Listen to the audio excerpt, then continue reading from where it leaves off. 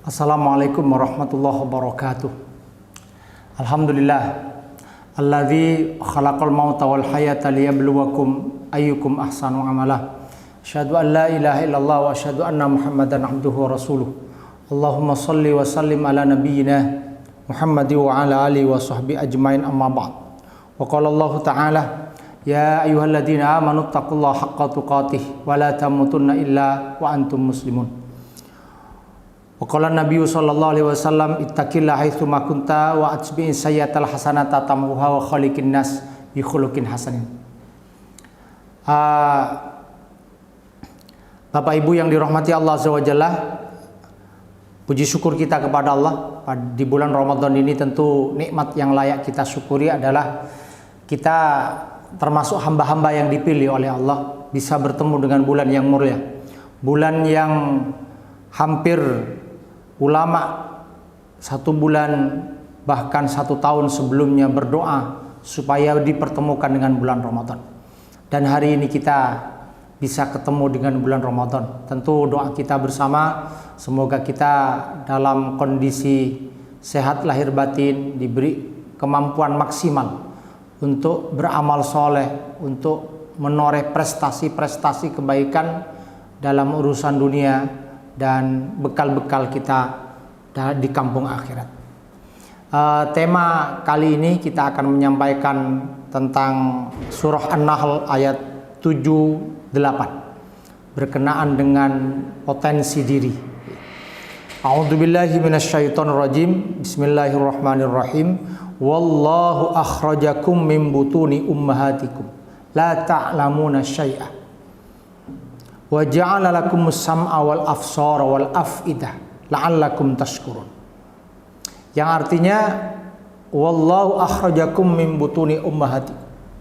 Allah Subhanahu wa taala mengeluarkan kalian dari perut seorang ibu. La ta'lamuna syai'a, dalam kondisi tidak mengetahui apapun. Kemudian Allah memberikan potensi pengetahuan di 3 anggota badan kita. Yang pertama adalah Allah berikan as-sam'a, pendengaran. Yang kedua al-basar, penglihatan. Yang ketiga adalah af'idah, hati nurani.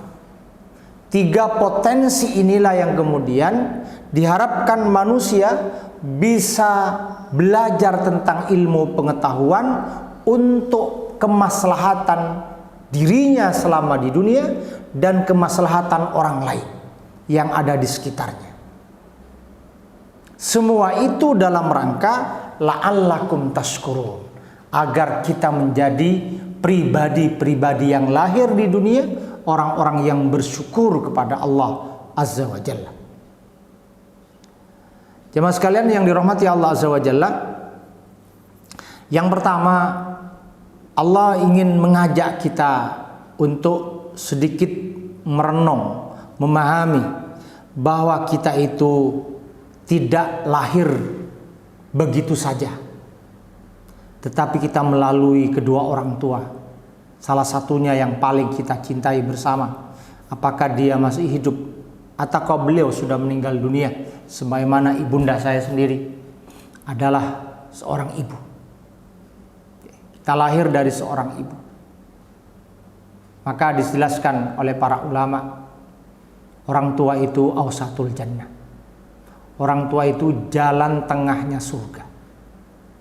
Rogiba anfun, summa rogiba anfun, summa rogiba anfun. Sangat rugi jika ada seorang anak memiliki orang tua, terutama ibunda, tidak menjadikan jalan tengahnya surga, tidak menyebabkan anaknya masuk surga.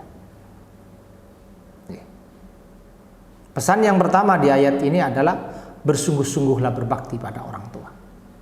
Karena anak-anak yang kita lahirkan akan juga berbakti kepada bapak ibunya selama saya selaku suami dan jamaah sekalian statusnya selaku suami dan juga istri, berebutlah bersama saudaranya berbakti pada orang tua. Karena ada kaidah al jaza min jinsil amal. Balasan Allah itu sesuai dengan kadar amal kita, perbuatan kita. Seorang ayah dan ibu berbakti pada orang tuanya, berebut dengan saudara-saudaranya, maka anak-anak kita juga akan memperlakukan sama. Dan naudzubillah, semoga tidak terjadi anak-anak yang durhaka dan meninggalkan orang tuanya dalam keadaan sakaratul maut. Summa naudzubillah. Kemudian Allah ingin menegaskan kepada kita bahwa kita lahir dari bayi yang tidak pakai baju, yang tidak punya pengetahuan apapun, kosong. Dengan kekosongan informasi itu, Allah berikan potensi alat. Dengan 3 alat itu diharapkan manusia bisa kemudian mendapatkan informasi yang terbaik. Bisa melatih potensi anggota badan yang Allah berikan ini untuk mentauhidkan Allah, untuk menjauhi kesyirikan, untuk memajukan ilmu pengetahuan, untuk menjadikan pribadi-pribadi yang prestasi, yang berkemajuan, untuk kemudian membawa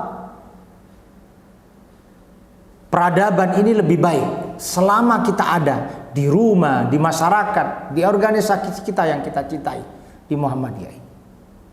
Oleh karena itu, jamaah sekalian rahmati Allah Subhanahu wa taala, apa yang diberikan adalah as-sam'a, pendengaran. Telinga ini harapnya kita lebih banyak mendengar. Pendengaran itu dimaksimalkan. Mendengarkan hal-hal yang membawa manfaat. Pada saat orang berbicara, latihlah kita lebih seksama mendengar. Salah satu karakter yang harus dibangun adalah lebih banyak mendengar omongan orang lain, keluhannya orang lain. Informasi yang disampaikan, guru ketika menjelaskan, dengarkan dengan seksama.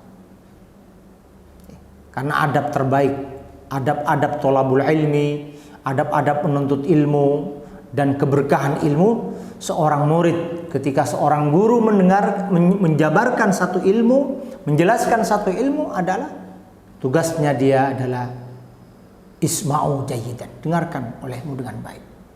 Paham tidak paham, dengarkan dengan baik, dengan posisi tubuh yang menunjukkan bersungguh-sungguh engkau mendengarkan. Nah, pendengaran inilah salah satu alat yang dengannya kita mendengar suara, mendengar kemudian hal-hal, informasi yang masuk, informasi yang itu bisa disaring oleh kita. Telinga ini besok juga akan dimintai pertanggungjawaban. Seberapa jauh menggunakan potensi pendengaran itu untuk kemaslahatan kita di dunia dan kemaslahatan kita di akhirat. Yang kedua adalah wal absor, penglihatan. Salah satu nikmat terbesar anggota badan kita adalah mata. Mata ini yang untuk membaca semua hal.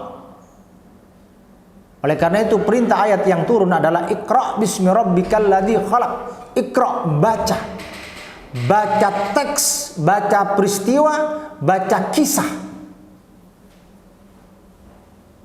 Sehingga potensi penglihatan itu maksimal. Oleh karena itu, gunakan potensi mata ini untuk memaksimalkan pengetahuan, pengalaman orang lain untuk kemudian menjadi pribadi-pribadi yang baik. Yang terakhir adalah wal afidah, hati nurani. Hati nurani tempatnya niat, tempatnya keikhlasan, beramal soleh. Luruskan niat dalam setiap aktivitas ibadah kita, terutama di bulan Ramadan ini. Sebaik apapun, sebanyak apapun ibadah, jika kemudian niatnya ghairullah, selain Allah, mardud. Syarat amal soleh adalah ketika orang itu ikhlas karena Allah, kemudian ittiba ila Rasulillah, sesuai dengan tuntunan Rasulullah sallallahu alaihi wasallam. Hati inilah yang membedakan orang-orang beriman dan tidak beriman. Orang beriman dengan hatinya dia tergerak mana baik, mana buruk untuk bisa membedakan. Dengan hati inilah yang membedakan orang-orang yang dia untuk kemudian bisa membantu orang lain atau tidak. Hati ini tempatnya, sarangnya dengki, hasad, sombong, ada di hati. Ini penyakit-penyakit hati. Harus kita kenali potensi yang membuat baiknya hati dan potensi yang membuat rusaknya hati. Maka Rasulullah SAW bersabda dalam hadis Arba'in An-Nawawiyah, ala fil jasati mudghah. Ketahuilah bahwa dalam jasad manusia ada mudghah, ada segumpal daging. Idza salat sudul jasadu kull. Kalau kemudian daging ini baik, maka baik semuanya. Wa idza fasadat fasadal jasadu kull. Maka kalau jika daging segumpal daging ini buruk, maka buruk semuanya. Ala wahyal qalb. Ketahuilah dialah hati. Hati adalah raja bagi seluruh anggota badan.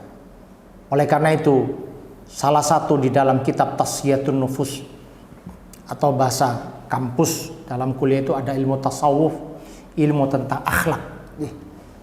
Maka Buya Hamka ada tasawuf modern jelaskan bahwa hati ini perlu ditata terlebih dahulu, dikuatkan dengan tauhid, dikuatkan dengan iman sebelum amal soleh.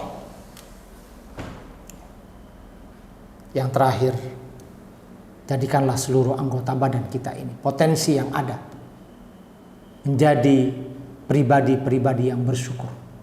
Dikasih telinga, kita syukuri untuk mendengarkan yang baik, menutup yang buruk. Dikasih mata, maka fungsikan dengan terbaik potensi ini untuk memaksimalkan kebaikan. Tidak menggunakan hal yang buruk. Dan yang terakhir, potensi hati kita untuk dihidupkan hati ini. Sekali hati ini mati, maka mati seluruh aktivitas jasad kita. Oleh karena itu, semoga kajian singkat ini bermanfaat. Demikian, kurang lebihnya mohon maaf. Fastabiqul khairat. Assalamualaikum warahmatullahi wabarakatuh.